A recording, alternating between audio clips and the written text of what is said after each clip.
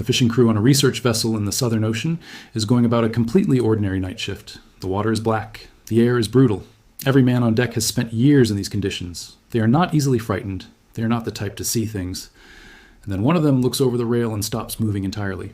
Not because of what he sees, because of the word that comes out of his mouth when he tries to describe it. He does not say monster. He does not say creature. He does not reach for any of the 1,000 words that sailors have used across centuries for the things that live in deep water. He looks down at something the length of their entire ship gliding slowly beneath the surface. And the word that comes out of his mouth is the word for himself, human. That is where this story begins. And that is exactly why it never ends. The Southern Ocean sits at the very bottom of the world. And when people hear that, they imagine something beautiful. Icebergs, penguins, a cold, remote wilderness. What they do not imagine is what that water actually is, what it actually does to the human body, what it actually feels like to work down there on a long deployment. A man who falls into the Southern Ocean does not have time to think about his life. He has a few minutes before his heart begins to slow, then stutter, then stop. The water temperature sits just above freezing across enormous stretches of that ocean. There is no land to break the wind across most of its circumference. It circles the entire planet at its lowest latitudes, a continuous belt of water with no continent in its path to slow it down. The wind builds uninterrupted across thousands of miles of open ocean. The waves it produces are the tallest sustained seas found anywhere on Earth. Storms in the Southern Ocean do not pass in an afternoon. They settle in for days, and the water itself is dense and dark and cold in a way that most humans never encounter in their entire lives. There are parts of the Southern Ocean seafloor that no instrument has ever properly surveyed. Think about that carefully. We have detailed, high-resolution maps of the surface of the moon. We have walked up there. We have left a flag in the dust 250,000 miles away. And yet, there are trenches and basins at the bottom of our own planet that remain blank spaces, estimated depths and educated guesses, because we have never sent anything down there capable of telling us the truth. More human beings have stood on the summit of Mount Everest than have descended to the deepest parts of the sea we live on. Let that number sit in your mind for a moment. The achievement we consider the ultimate test of human endurance has more visitors than the bottom of our own ocean. And in that darkness, in those blank spaces, something is being reported, repeatedly, by people who have no reason to lie and every professional reason to stay quiet. The accounts trace back through decades of crew logs and private conversations and hushed conversations between sailors who had come back from the far south, changed in some way they could not quite articulate.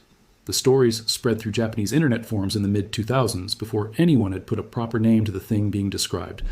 And when the name finally arrived, it was not the name of a beast. It was not a monster word. It was not a creature word. It was a Japanese word, Ningen, and it translates simply as human being. Not giant, not deep-sea leviathan, not ancient ocean predator. Human being. That choice of name is the most important fact in this entire case, because once that word is attached to something, no rational explanation ever fully detaches it. You can be told it was a piece of sculpted ice. You can be told it was a trick of light on exhausted eyes, and some quiet part of your brain will still see a face. Now here is what makes this more than a ghost story passed between bored sailors.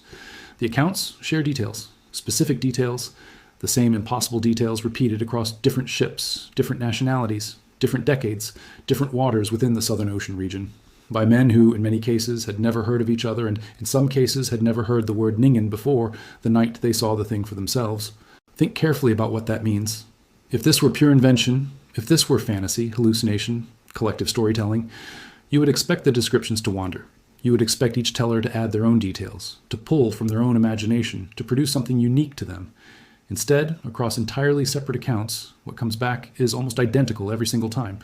Pale, enormous, human-shaped, moving in water in a way that no known animal moves. These were not tourists. These were not people on holiday cruises who had too much to drink and leaned too far over the rail. The witnesses at the center of the most credible accounts were working professionals on long deployments, whale researchers, fisheries survey teams, ice and temperature monitoring crews, men who had spent not weeks but years of their lives on the Southern Ocean, men who measured their experience not in trips but in seasons, in long, brutal winters far from anything resembling ordinary life. They knew this water the way you know a familiar room in your own house. They could read its moods. They knew what whales looked like from a distance in poor light. They knew what ice did on a current. They knew what spray looked like when the wind tore it off the top of a swell. That is the kind of perceptual training that does not make you more likely to see things that are not there. That makes you less likely. And yet they saw this. Here is how it begins, in almost every single account. A crewman is at the rail or up on watch. The light is that particular kind of polar dark, not true black, but a sourceless gray that makes the ocean and the sky and the deck all seem to be the same color, the kind of light where your eyes strain for something to lock onto and find nothing. He notices a pale shape low in the water, lighter than the sea around it, just beneath the surface or barely breaking it, and his first thought is entirely reasonable. Ice. It is always ice out there. He has seen thousands of pieces of it in exactly that configuration, pale, low, half submerged, drifting. He barely registers it. He looks away. He checks an instrument. He wipes spray off his face. He writes a number in the log, and then he looks back. And the shape has moved. Not drifted. Not bobbed on a swell the way ice bobs. Moved. It has traveled across his field of view in a way that drifting ice simply does not. And worse than that, it is moving against the current. Slowly, steadily, deliberately, holding a line, choosing a direction, and keeping it. Ice has no will. Ice surrenders to the water and the wind. It does not pick a direction and maintain it. It does not push against the flow of the current around it. Whatever this pale shape was, it was doing exactly that. And a working sailor, a man whose entire professional value rests on not seeing things wrong, cannot talk himself out of that observation. He can rationalize a shape in bad light. He can rationalize a color. He can argue himself back to calm about almost anything. But he cannot rationalize intention. He cannot explain away the clear and unmistakable impression that the thing in the water has decided where it is going. He calls out. He grabs the nearest crewman. He points. He says, "Look at that. What is that?" And a second man comes to the rail, sometimes a third, and they stand there together in the brutal cold, their breath fogging in the air in front of them, watching the same pale form glide past the hull. That is the detail that separates these accounts from one man's bad night. Multiple witnesses, awake and sober and professional, all looking at the same patch of black water at the same moment, all seeing the same thing, arguing about it in the moment and still agreeing on the fundamental shape. And the shape is where everything falls apart.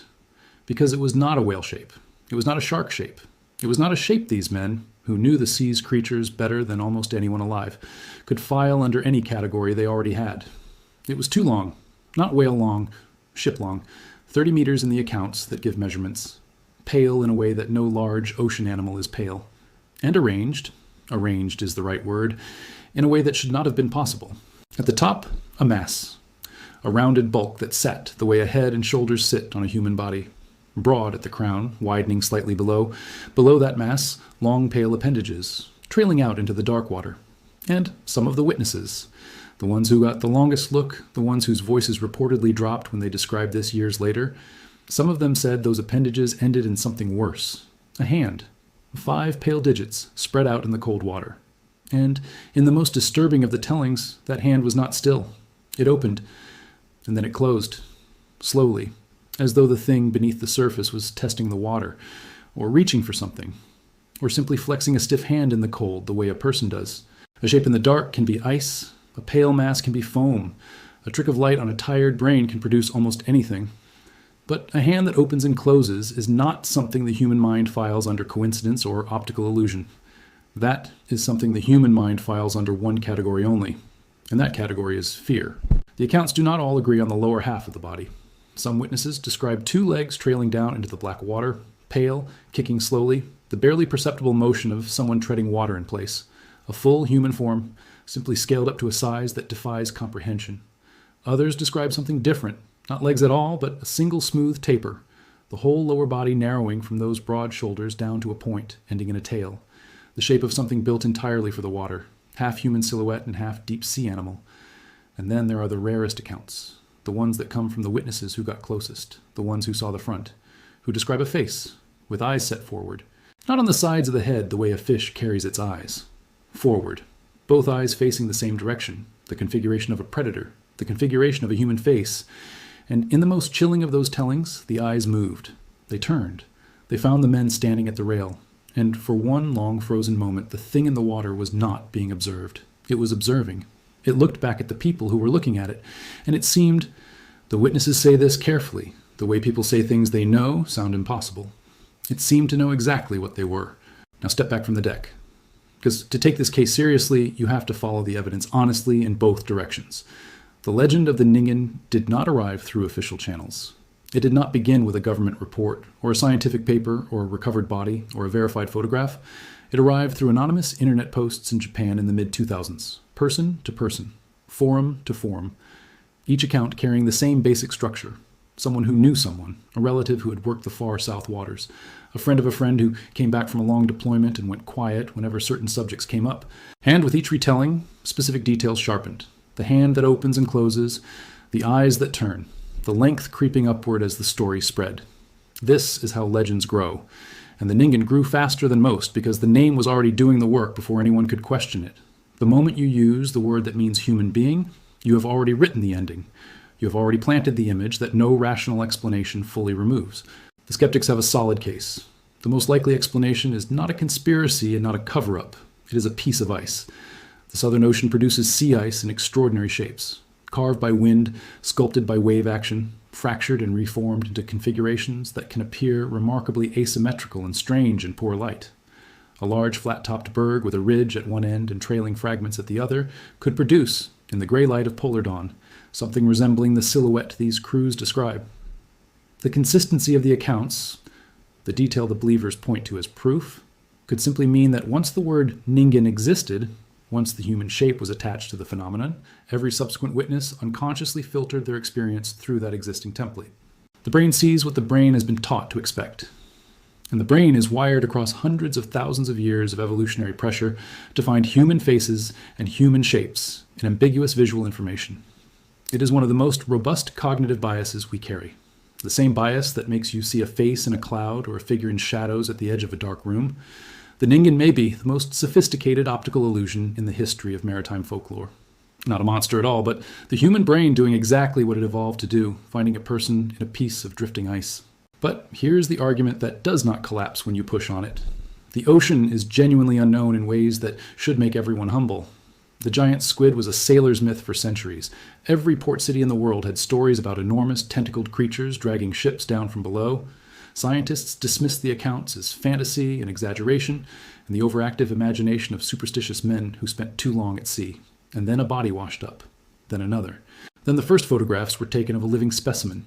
The giant squid exists. It is real. It was always real.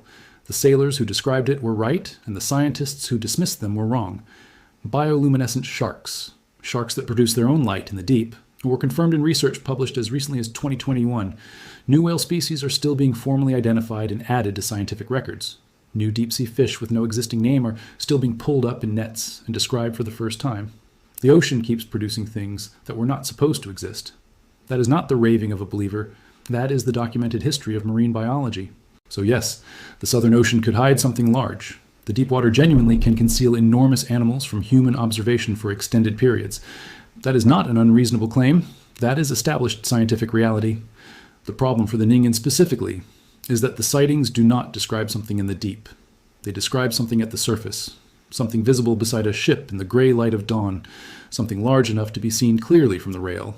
And an animal that size, surfacing regularly, traveling those waters consistently, would not stay a whispered forum legend for 2 decades.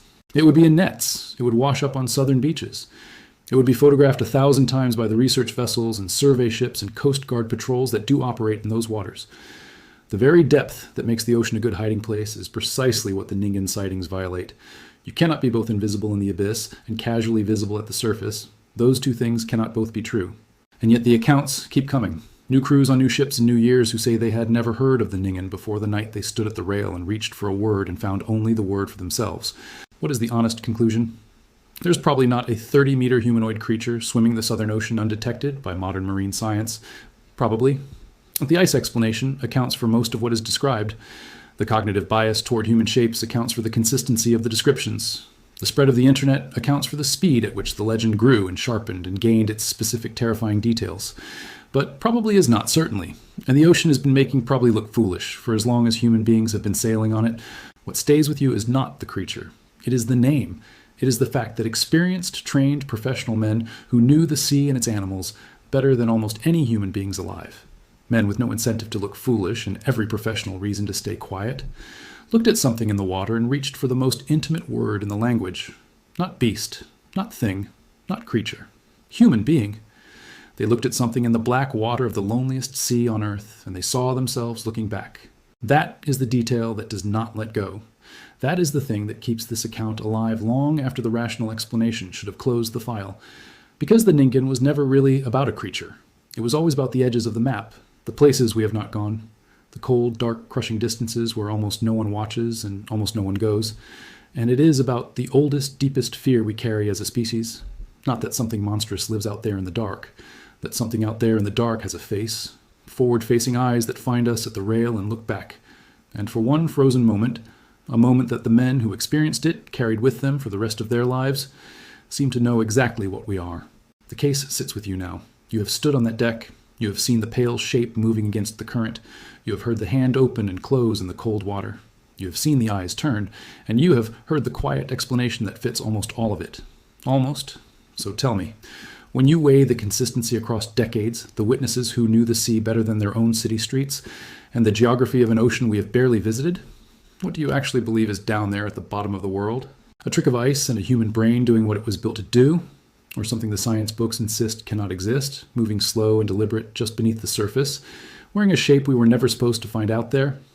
And whichever way you land, which single detail of this case is the one you simply cannot explain away?